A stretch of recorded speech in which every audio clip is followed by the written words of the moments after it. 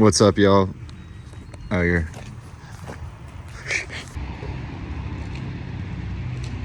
Yeah, I'm recording. You're good. What? I'm recording. You're good. What's up, y'all? Today we're gonna be doing some heavy exploration. We got my brother-in-law Zane wanted a checkpoint, and we got him a frame. And I basically said, like, let me just build whatever I want. He really likes kind of more like enduro mountain bike and kind of trail bikes and that kind of thing. And so I thought it'd be cool to go wild and do the full SRAM Explorer setup. We got the Rudy fork here. This is a 40 millimeter travel fork here. And then we got a 75 millimeter dropper. We're also pairing that with the Zip Explorer 101 wheel set. These are crazy, like single wall rim. I actually had tires on these before, and it blows the tires up really big. So we're gonna put some 45s on it, just because I'm guessing they'll blow up to 50s. I figure like it's an appropriate bike to build in the rain. You can see the raindrops out on it. Department of Discovery. This is the driftless frame set. It looks really cool, and it's gonna go really well with all this. What do they call this? Is it khaki or something? Sure. I forgot what the color is. The tan stuff. Do you still need me? It's really cold out here, and this is not a fun activity.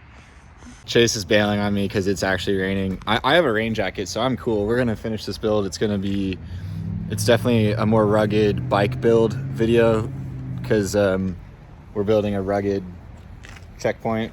If this thing can't be built in the rain, it probably wouldn't even be able to ride in the rain, so I think it'll be okay. I'm gonna mark the fork. I'm still figuring out, is this crown race definitely works and the bearing spins nicely. Trek doesn't actually make a crown race for this headset, and I called them and asked, and they seem to think that this gap that I have right here was acceptable, and I don't think it looks that bad either, so I'm gonna run with it. Yeah, they don't make a race to put a suspension fork on this bike for some reason. Got the suit tube cut and the stem installed. Yeah, the preload feels good, so I'm gonna go ahead and say that is a proper, I mean, I don't know if it's proper, but it's working. I found that crown race in a bin. Zip Explorer Service Course 70 handlebar. This one's got a pretty decent flare. We went with a 46 wide bar and a 60 mil stem. So I think it's all gonna look really cool together. I think under makes, yeah, that's for the dropper there. But ours is wireless, so it doesn't matter. Yeah, so internally, we're gonna go under the BB, through the frame, and out to here. So we're gonna wanna wrap the cable from the top to the bottom, so I'll cut it at the caliper. This one is weird, and I'll probably also cut it at the caliper, because then we can get the correct length. Gotta probably dig out some bolts to fit through there, because this one that works on the rear, it's not long enough to make it all the way through the fork, so we'll have to do some digging through the parts bin. Got the cut made, and we're gonna go into the frame.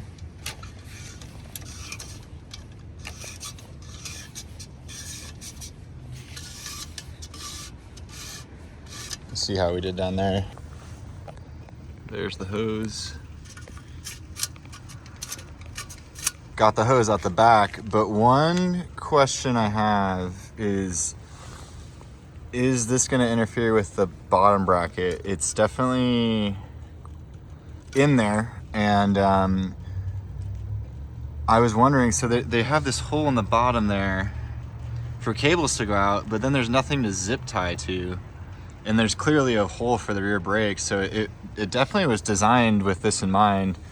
We're just gonna have to do some fact finding. So looking at the bottom bracket, I actually think it'll be just fine now that I've seen this. Just want to make sure we have that dust cover on there.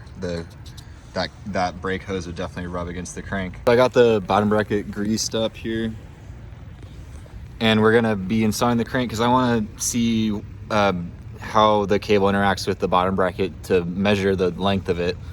I have a Rival dub wide crank set with the new Rival Cork power meter. He didn't ask me to give him a power meter. Well, he didn't. The only thing he said is he wanted a gravel bike with the fork, and so I kind of am just doing what I think is cool. These are so cheap that there's literally no reason not to put this on your bike. I don't even care. Like, buying the non-power meter one is like completely dumb in my opinion. It's like $100 more, and it makes the resale value better. And then I just hate whenever you end up with like half a crank. Like if you ever wanted to upgrade to the power meter, well, now you have this random half a crank laying around that's doing nothing for nobody. So just get the power meter to start with. The bottom bracket sleeve, and then there's the cable. I know I said earlier that working on aluminum bike usually is awesome because of the smart cable routing and easy access to things, but right now I would say I'm wrong, and this doesn't really make as much sense as I would have liked, because what's the point of the hole? It doesn't make sense that there's nothing to attach the hose to, so it clearly wants to be internally routed. But yeah, let me know if I'm an idiot or not, because I think this is how it's going to be, and I think it'll work, but it's definitely not like perfect. What do you think, Chase? It's wet. It is a little wet, but it should be able to handle the wetness. All right, so I got the crank installed. I will do a spin test.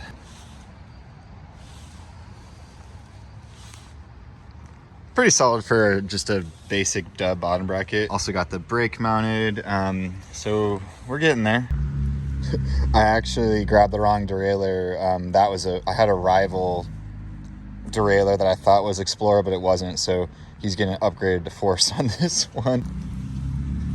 We do have the Rival Explorer cassette though. Let's get that on the wheel. And I'm gonna get the wheel in the bike. These cassettes use an XDR driver also. We're gonna go ahead and do the front brake. I found the bolts, and it's my fault. The bolts come with the fork, so you don't have to worry about that. One thing I'm trying to figure out is the fork seems to want to put the cable around the outside, which is not what I would normally do on like a mountain bike. But the way that this clip is pointing, it's like lending itself more to that way. So I'm gonna do a quick Google search and figure it out. All right, so most pictures on the internet had it going inward, even though I still think this is kind of weird, but it should be going inward, so I'm gonna put it inward. And then just got the bolts going through, already sized up the hose, and I'll get the front wheel on here. This checkpoint is looking awesome so far. I kind of finished everything that I wanted to do outside and on camera. I'm gonna take this thing inside, bleed the brakes, wrap the bars, and get it just dialed in. I'll bring it back outside to finish the video, but since it's actually raining, I don't wanna really wrap the bar tape in the rain. I don't even know if it would work. You are good to speak. It's done. Like I said, wanted to finish it up inside. Got the bars wrapped. Did some Brooks Cambion bar tape. Just love. I love this stuff. I think it works really well.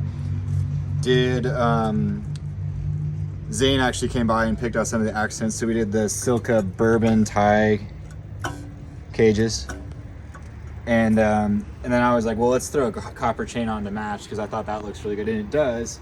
And then we also did this Physique 3D printed Argo adaptive saddle.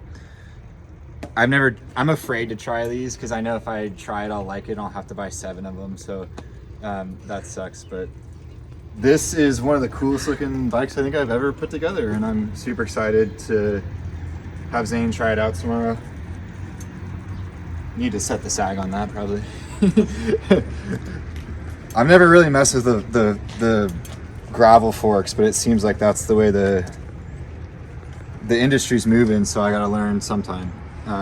Anyway, if you would like us to make a bike like this for you, just hit us up. We'll have links to all the ways you can contact us in the description below.